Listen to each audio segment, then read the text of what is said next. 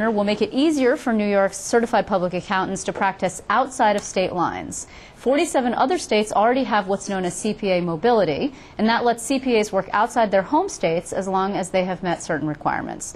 Now, some worried that this move would drain work from local businesses, but the State Society of CPAs says that the lack of a mobility law actually curtailed accountants' ability to work right here in New York.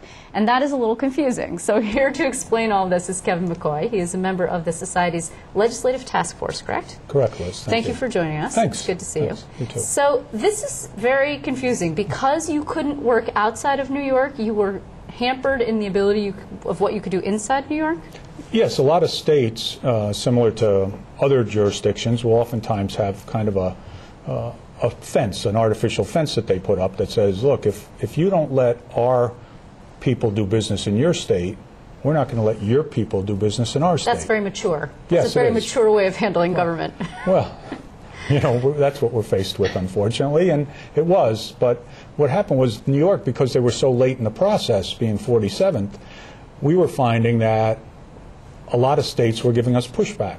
Pennsylvania, for example, passed part of their regulations that said it's just that. If you won't let our CPAs come across your border and work in New York State, then New York State CPAs can't come into Pennsylvania. So the way that I understand this is because New York has such a high percentage of pretty large-sized businesses, particularly in the financial sector, that really need CPA business a lot. They also have a lot of satellites. In other words, you couldn't go out and help any of your clients from inside New York where they were operating in Washington or Texas or Georgia or wherever they might be operating. So then what would they do? Hire someone else and to handle those other states, and your business then subsequently would suffer? Exactly. Yeah, they would have had to hire a local CPA firm to do some aspect of the work that they probably wanted us to do because we're their accountant for the master company or the parent company or whatever relationship they had. So did you subcontract, or did the firm, your client would actually hire someone else? Well, there were two ways that it was handled in the past.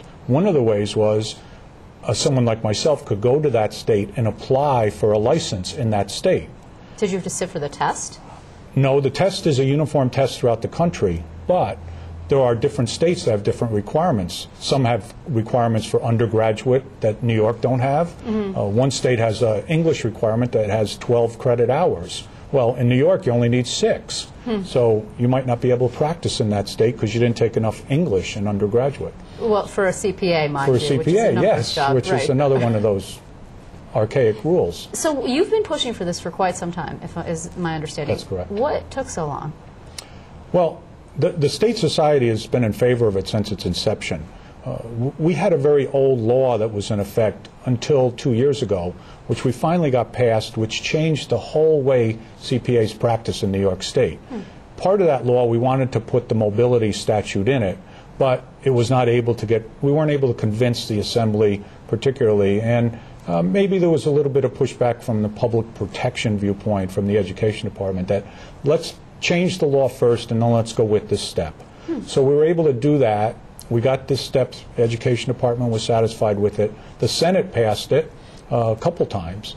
And then the Assembly this year was willing to pass it with a couple modifications. So what is the concern for public protection? The idea that maybe a CPA from another state who was not exactly subject to the same ethical standards, maybe had some prior problems, would come into New York and say, I'm a CPA and I'm going to work. So we had to put in this new provisions that if they had ever been subject to any licensing problems in the past 7 years, they have to report that to New York State and get approval to come into the state. Okay, but that doesn't sound like it's going to be the easiest thing to enforce to me. It would have to be someone would have to find out they were practicing. It's like an honor system. It is. It is. It is. And we have ethical standards that require us to report. Well, sure. So that would be part of it. So, okay, so this is the sort of the opposite side, is that now you have CPAs from other states are able to do business in New York. That's not bad for business for you. Does that not take some of your business? Potentially, but it also gives us, as you pointed out before, the opportunity to service clients throughout the country. And New York's always had the reputation of being a business center of the country, so we can obviously go to other locations and get clients as well. So it's like a CPA free-for-all now. Yes and no. I mean, we don't believe, the State Society of CPAs doesn't believe, and I personally don't believe, that CPAs are going to come flooding into New York City from New Jersey, from Massachusetts, Connecticut, to take clients from New York CPAs. A CPA relationship is a personal one in a lot of instances, and it's a business relationship. And people just don't change because some new CPA opened up a store or said, hey, by the way, I'm from New Jersey and I can do your work better than a New York CPA. Well, and if they do, I mean, that's what we call the open, the democracy, right? That's the open market. Open market. How many CPAs are there in New York, do we know? There are approximately 50,000 CPAs who have been licensed and are somewhat active in New York, but actually practicing public accounting, which is what I do, actually have a public accounting firm. There's probably somewhere in the range of 18 to 20,000. Well, this is actually a win for you guys because the governor has signed it into law, so it is now official. And congratulations, I guess, on a long-fought victory for you guys. And I thank you very much. Thank you. I appreciate the time. Thank you.